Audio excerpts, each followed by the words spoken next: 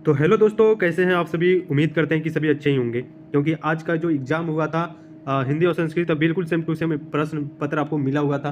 ठीक है, उसी प्रकार से भी साइंस का प्रश्न पत्र होने जा रहा है जो आपके 24 तारीख एग्जाम होने वाला है। उसी प्रश्न पत्र, ये वायरल प्रश्न पत्र आ चुका है।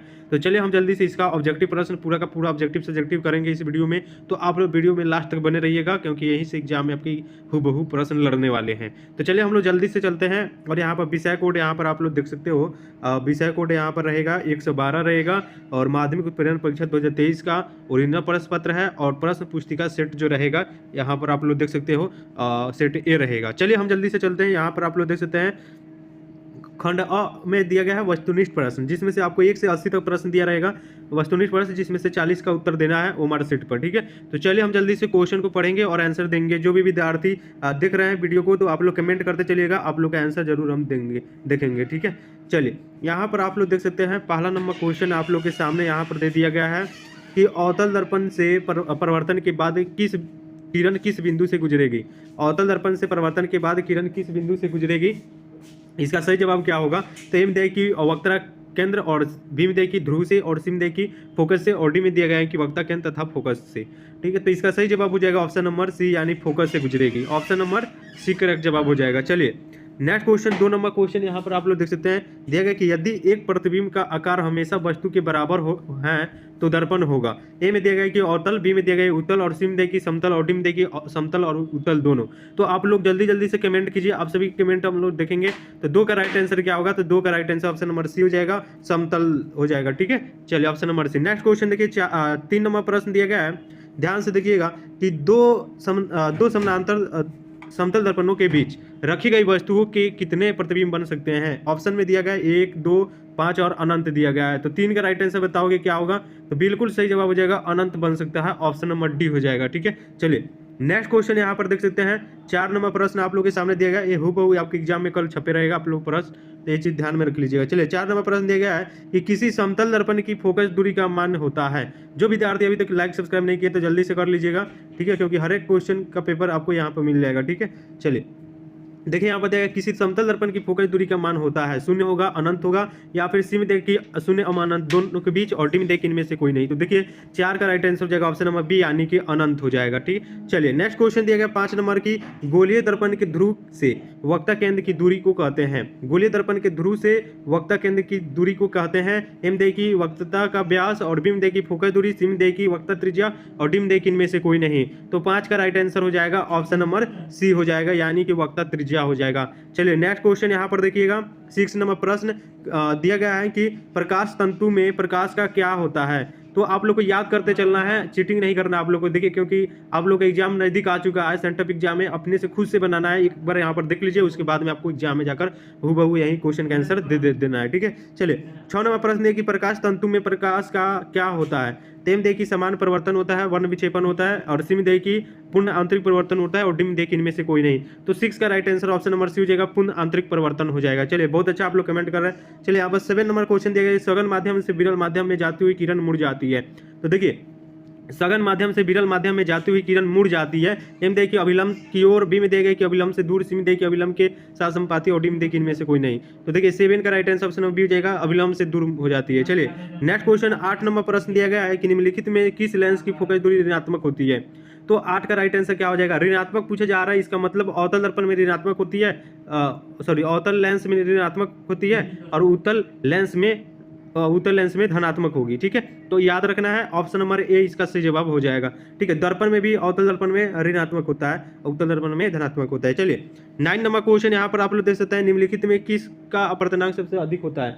अपर्तनांक पूछे जा रहा है कि किसमें अधिक होगा। तो यहाँ पर क्राउन कांच दिया गया, हीरा दिया गया, और फिलंट कांच दिया गया, नीलम दिया गया है। तो आप लोग जानते ही हैं कि हीरा जो है वो कठोर होता है, एक कार्बन का एक अपरूप होता है, जिसमें इसका जो अपर्तनांक होता है वो सबसे उच्च होता है, अधिक होता है। ठीक है, ये इसका ऑप्शन नंबर भी होगा 9 का। ठीक है, चलिए 10 नंबर प्रश्न यहाँ पर आप लोग देख सकते हैं, दिया गया है कि यदि प्रकाश की चाल निर्वात में सी हो तो कांच n बराबर 1.5 में प्रकाश की चाल क्या होगी। तो इसका आंसर हो जाएगा ऑप्शन नंबर बी, यानी कि 2c/2 हो जाएगा। ठीक है, 2c/2 हो जाए 2c/3 होगा। जब इसको बनाइएगा 2c/3 यानी कि ऑप्शन नंबर बी।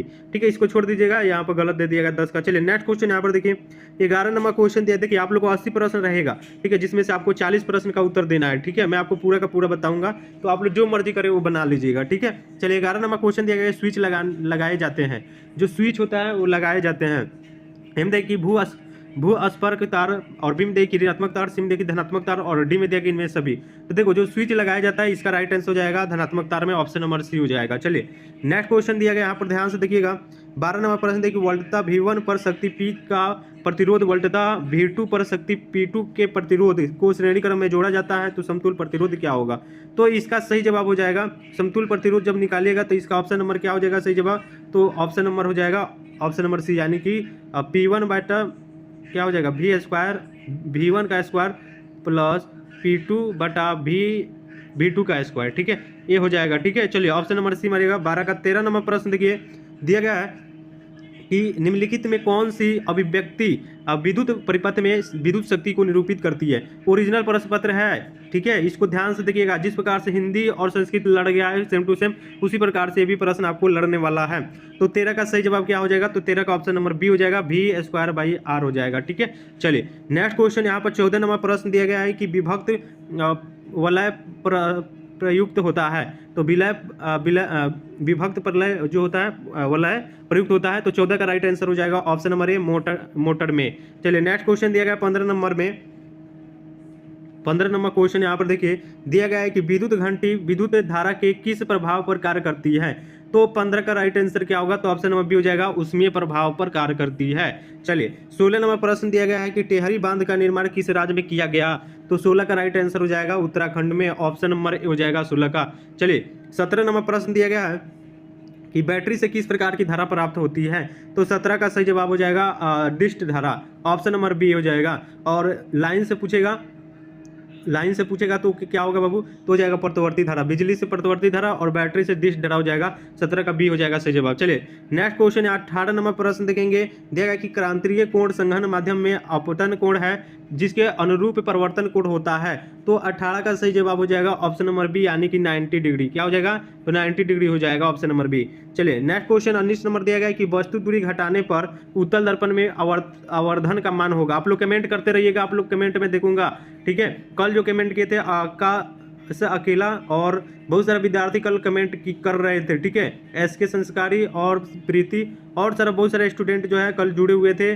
ठीक है, चलिए तो आज जो जुड़ेगा उसका नेक्स्ट वीडियो में नाम हम पुकारेंगे। ठीक है, चलिए 19 का राइट आंसर बताओगे। वस्तु दूरी घटाने पर उत्तल दर्पण में आवर्धन का मान होगा। तो 19 का राइट आंसर हो जाएगा ऑप्शन नंबर ए, घटता है। चलिए 19 का ये हो जाएगा। चलिए 20 नंबर प्रश्न दिया गया कि डायनेमो बदलता है। तो डायनेमो बदलता है क्या होगा, तो देखो 20 का राइट आंसर क्या हो जाएगा, तो 20 का बिल्कुल सही जवाब हो जाएगा यांत्रिक ऊर्जा को विद्युत ऊर्जा में बदल देता है, यानी कि 20 का सही जवाब ऑप्शन नंबर बी हो जाएगा। चलिए नेक्स्ट क्वेश्चन देखिए कि चालक के विभवांतर एवं धारा का अनुपात कहलाता है। तो 21 का right answer option number A हो जाएगा, प्रतिरोध कहलाता है। चलिए 22 नंबर क्वेश्चन देखिए स्नेल के नियम में अचर होते हैं। तो स्नेल के नियम में अचर क्या होगा, तो देखो 22 का राइट आंसर हो जाएगा ऑप्शन नंबर सी, यानी कि प्रकाश का वर्ण एवं माध्यम युग्म हो जाएगा, ऑप्शन नंबर बी हो जाएगा। चलिए 23 नंबर क्वेश्चन दिया गया है कि क्षारकीय ऑक्साइड के विलयन का पीएच मान क्या होगा।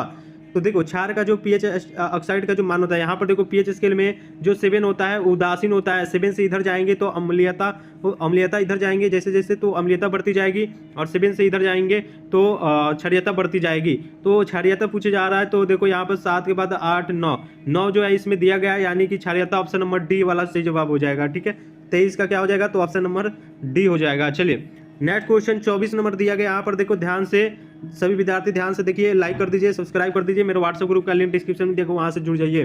दिया गया है कि मैग्नीशियम की परमाणु संख्या 12 है तो इसकी संयोजक क्या है। तो 24 का राइट आंसर क्या होगा, तो ऑप्शन नंबर बी हो जाएगा, 2 हो जाएगा।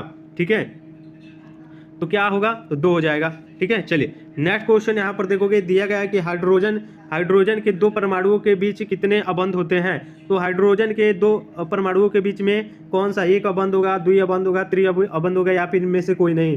तो एक अबंध होते हैं, 25 का ऑप्शन नंबर ए हो जाएगा। चलिए नेक्स्ट क्वेश्चन देखते हैं 26 नंबर कि एल्कीन का सामान्य सूत्र क्या होता है। तो देखो मैंने आपको बताया था एल्कीन और एल्काइन। ठीक है। इसका सूत्र मैं आप लोग को बताया हुआ था, आप लोग को याद नहीं है तो देखो, एल्केन का होता है CnH2n+2 होता है एल्केन का, और एल्कीन का होता है CnH2n होता है। ठीक है, एल्कीन का CnH2n होता है और एल्काइन का होता है CnH2n-2 होता है एल्काइन का। ठीक है, तो इसका सही जवाब हो जाएगा ऑप्शन नंबर सी हो जाएगा। ठीक है, 26 का। चलिए नेक्स्ट क्वेश्चन 27 नंबर दिया गया है कि निम्नलिखित में कौन कौन सक्रियता श्रेणी में सबसे अधिक क्रियाशील धातु है। तो 27 का राइट आंसर हो जाएगा ऑप्शन नंबर डी, यानी कि Na, नाइट्रोजन।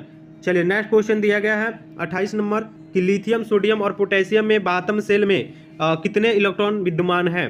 तो चलिए बाबू लोग जल्दी जल्दी बताइए, आप लोग जो विद्यार्थी जुड़ रहे हैं तो आप लोग लाइक कर दीजिए, चैनल को सब्सक्राइब कर दीजिए, और लेट से जुड़ रहे हैं तो वीडियो को स्किप करके पूरा का पूरा देख कर छाप लीजिएगा। एग्जाम में जाकर आपको पूरा का पूरा आंसर छापना है, छापना नहीं है, याद करके जाइए एग्जाम में, और एग्जाम में जल्दी क्वेश्चन बनाकर चले आइए। ठीक है, 28 नंबर क्वेश्चन दिया गया है कि लिथियम, सोडियम और पोटेशियम में बायतम सेल में कितने इलेक्ट्रॉन होते हैं। तो इसका राइट आंसर 1 होते हैं, ऑप्शन नंबर ए हो जाएगा 28 का। 29 नंबर प्रश्न है कि आर्गन की परमाणु संख्या क्या है। तो आर्गन की परमाणु संख्या क्या है, तो 29 का right answer option number A हो जाएगा 18। ठीक है, चलिए नेक्स्ट क्वेश्चन दिया गया है कि कमरे के तापमान पर द्रव अवस्था में रहने वाले अधातु। यहाँ पर बहुत सारे विद्यार्थी कंफ्यूज रहते हैं, गलती कर देते हैं। ठीक है, यहाँ पर अधातु पूछा जा रहा है, ये बात ध्यान में रखिएगा। अधातु पूछेगा तो ब्रोमीन हो जाएगा, और जब धातु पूछेगा तो तब पारा होगा। आप लोग यहाँ पर गलती कर देते हैं, यहाँ पर देखो अधातु दिया गया है तो ब्रोमीन होगा, और जब धातु रहेगा कमरे के तापमान पर द्रवावस्था में धातु जब रहेगा तो पारा होगा। ठीक है, लेकिन यहाँ पर धातु दिया गया है, इसका मतलब हो गया ब्रोमीन। 30 का ऑप्शन सी हो जाएगा। चलिए 31 नंबर प्रश्न दिया कि जब कली चूना पर जल डाला जाता है तो इस प्रक्रिया को क्या कहते हैं। देखिए, जब कली चूना, मान लो कोई सूखा हुआ चूना है, ठीक है, सूखा हुआ चूना है, सूखा हुआ चूना है, जब उस पर जल डालते हो तो हो जाता है CO और OH का होल ट्वाइस हो जाता है, यानी कि चूना जल हो जाता है। ठीक है, चूना जल हो जाता है, तो इस अवक्रिया को हम लोग ऊष्माक्षेपी के नाम से जानते हैं। 31 का सी हो जाएगा सही जवाब। चलिए नेक्स्ट क्वेश्चन यहाँ पर दिया गया है कि निम्नलिखित में कौन एक अधातु है। तो 32 का राइट आंसर हो जाएगा SV, ascorbic, option number D हो जाएगा 32 का। चलिए नेक्स्ट क्वेश्चन दिया गया है कि निम्नलिखित में कौन शराब के रूप में उपयोग में आता है। तो एल्कोहल जो होता है बाबू, ठीक है, वो शराब के रूप में आता है। ठीक है, 33 का राइट आंसर क्या हो जाएगा, तो हो जाएगा डी, यानी कि एथेनॉल होता है। ठीक है, जिसमें नॉल जुड़ जाता है, वो मानो कि उसमें एल्कोहल मिला हुआ रहता है। मिथेनॉल में नहीं होगा, एथेनॉल में होगा, ऑप्शन नंबर डी हो जाएगा। ठीक है, चलिए 34 नंबर प्रश्न दिया गया है कि CH3 और CH2 और OH और CH3OCH3 किस प्रकार की समवायी है। तो 34 का राइट आंसर क्या होगा, तो 34 का right answer option number A हो जाएगा, क्रियाशील समवायी हो जाएगा। नेक्स्ट क्वेश्चन देखो 35 नंबर दिया गया है कि निम्नलिखित में कौन एक मुक्त बायोगैस का संघटक है। 35 का सब ऑप्शन नंबर ए हो जाएगा, CH4 हो जाएगा। ठीक है, चलिए नेक्स्ट क्वेश्चन यहाँ पर दिया गया है मीथेन, CH4 यानी मीथेन। चलिए नेक्स्ट क्वेश्चन दिया गया है कि विद्युत अपघटनी परिसरण में अशुद्ध धातु को बनाया जाता है। तो 36 का राइट आंसर क्या होगा, तो ऑप्शन नंबर ए हो जाएगा, कैथोड, यानी कि ऑप्शन नंबर 1 सही जवाब। चलिए नेक्स्ट क्वेश्चन दिया गया है कि ड्यूरालिमीन किस धातु का मिश्र धातु है। तो देखो 37 का सही जवाब हो जाएगा, ऑप्शन नंबर सी, यानी कि एल्युमिनियम। ठीक है, चलिए नेक्स्ट क्वेश्चन 38 नंबर देखोगे, एसिड का IUPAC नाम क्या होगा। एसिटिक एसिड का IUPAC नाम क्या होगा, तो 38 का सही जवाब क्या होगा, तो ऑप्शन नंबर ए हो जाएगा, यानी कि मेथेनोइक अम्ल हो जाएगा सही जवाब। चलिए नेक्स्ट क्वेश्चन दिया गया है कि एथेनॉल को सांद्र H2SO4 के साथ जब 170 डिग्री सेल्सियस पर गर्म करने पर निम्नलिखित में कौन बनता है। तो इसका सही जवाब बता दो सभी विद्यार्थी। तो देखो 39 का सही जवाब हो जाएगा, ऑप्शन नंबर सी, यानी कि C2H2 हो जाएगा। ठीक है, चलिए नेक्स्ट क्वेश्चन यहाँ पर देखोगे 40 नंबर प्रश्न की निम्नलिखित में कौन सी धातु ठंडे और गर्म जल से अभिक्रिया नहीं करती है। तो 40 का सही जवाब हो जाएगा, ऑप्शन नंबर बी, Fe, लोहा नहीं करती है। ठीक है, चलिए नेक्स्ट क्वेश्चन यहाँ पर देखोगे 41 नंबर प्रश्न दिया गया है कि निम्नलिखित में कौन एक रेडॉक्स अभिक्रिया है। तो 41 का सही जवाब हो जाएगा, ऑप्शन नंबर ए। ठीक है, इस प्रकार का जो समीकरण दिया गया है अभिक्रिया, ये रेडॉक्स अभिक्रिया कहलाएगा। ठीक है, चलिए 41 का हो जाएगा। 42 नंबर प्रश्न दिया गया है, निम्नलिखित में कौन धातु प्रकृति में मुक्त अवस्था में पाई जाती है। देखो आपको 40 प्रश्न का उत्तर देना है। ठीक है, 80 प्रश्न पूछा जाएगा जिसमें 40 प्रश्न का उत्तर देना है। चलिए 42 नंबर प्रश्न दिया गया कि निम्नलिखित में कौन एक धातु प्रकृति में मुक्त अवस्था में पाई जाती है। तो प्राकृतिक में मुक्त अवस्था में पूछे जा रहा है, इसका मतलब हो जाएगा जो सोना है वो मुक्त अवस्था में पाया जाता है, ऑप्शन नंबर बी। चलिए नेक्स्ट क्वेश्चन दिया गया है, ध्यान से देखिए, भोजन के पाचन के लिए हमारे पेट में कौन सा अम्ल बनता है? तो 43 का सही जवाब ऑप्शन नंबर बी हो जाएगा, HCl। नेक्स्ट क्वेश्चन यहाँ पर देखोगे 44 नंबर प्रश्न की, क्षार के जलीय विलयन का स्वाद होता है। तो देखो 44 का सही जवाब हो जाएगा ऑप्शन नंबर बी, यानी कि कड़वा होता है। नेक्स्ट क्वेश्चन 45 नंबर प्रश्न दिया गया है कि निम्नलिखित में कौन एक क्षारक अम्ल है? क्षारक अम्ल पूछे जा रहा है, तो 45 का ऑप्शन नंबर बी हो जाएगा, सल्फ्यूरिक अम्ल। चलिए नेक्स्ट क्वेश्चन हम लोग 47 नंबर देख लेंगे। 47 नंबर प्रश्न दिया गया है कि लोहा चूर्ण पर तनु हाइड्रोक्लोरिक अम्ल डालने से कौन सी गैस बन होती है? तो 47 का सही जवाब क्या होगा? तो हो जाएगा हाइड्रोजन गैस और फेरस ऑक्साइड बनता है, ऑप्शन नंबर डी हो जाएगा सही जवाब। ठीक है, चलिए नेक्स्ट क्वेश्चन 48 नंबर देखिए, दिया गया है कि निम्नलिखित विलयनों में कौन सबसे अधिक अम्लीय है? एम दिया गया है कि pH 8, pH मान 8 और pH 1, pH 10 और pH मान 5। तो देखो दोस्तों, मैं आप लोगों को बताया हुआ था, देखो यहाँ पर ये pH स्केल हो गया, जिसमें 7 जो होता है उदासीन होता है।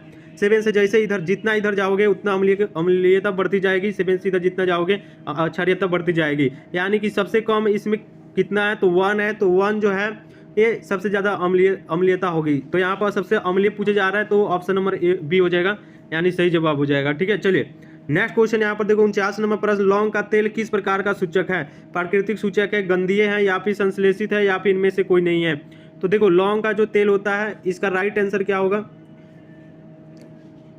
बिल्कुल सही जवाब हो जाएगा ऑप्शन नंबर बी, गंधीय हो जाएगा। ठीक है, तो इसको याद रख लेना है, इंपॉर्टेंट क्वेश्चन है। ठीक है, चलिए नेक्स्ट क्वेश्चन 50 नंबर क्वेश्चन दिया गया है कि क्रमाकुचक गति विशेषकर पाई जाती है, इसका राइट आंसर क्या होगा? तो 50 का ऑप्शन नंबर ए हो जाएगा, छोटी आंत में। ठीक है, चलिए अभी बहुत सारे क्वेश्चन यहाँ पर दिया गया है, चलिए यहाँ पर देख लेते हैं। दिया गया है कि अमीबा में पोषण की वृद्धि होती है, ए में दिया गया, देखो जो अमीबा होता है वो क्या होता है? तो मृतजीवी पोषण होता है, इसमें ऑप्शन नंबर बी जो है करेक्ट जवाब हो जाएगा। ठीक है, इसको याद रख लेना, इंपॉर्टेंट है। चलिए नेक्स्ट क्वेश्चन दिया कि सबसे छोटी अंतस्रावी ग्रंथि किसे कहते हैं? ठीक है, देखो अंतस्रावी, सबसे छोटी अंतस्रावी ग्रंथि यानी कि अंदर स्रावित होने वाली ग्रंथि, जिसको हम लोग प्यूटिटरी के नाम से जानते हैं। ठीक है, यानी ऑप्शन नंबर डी हो जाएगा। और आपसे पूछता है कि सबसे बड़ी अंतस्रावी ग्रंथि कौन है? तो थायराइड होगा, लेकिन सबसे छोटी पूछे जा रहा है तो प्यूटिटरी ग्रंथि हो जाएगा। ठीक है, यानी कि इसको प्यूसम ग्रंथि के नाम से भी जानते हैं, प्यूसम ग्रंथि के नाम से भी जानते हैं। तो ऑप्शन नंबर डी आप लोगों को मार देनी है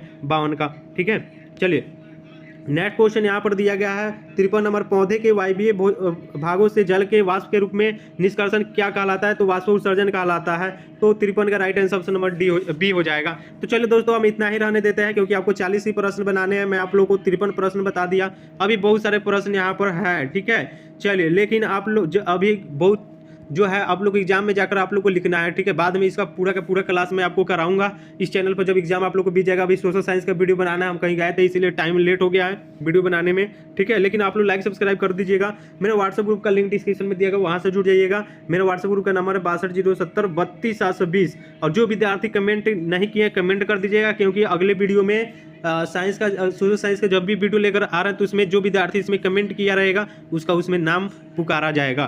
ठीक है, चलिए थैंक यू, मिलता है नेक्स्ट वीडियो में, तब तक के लिए जय हिंद दोस्तों, टेक केयर, अपना ख्याल रखिएगा, जय हिंद।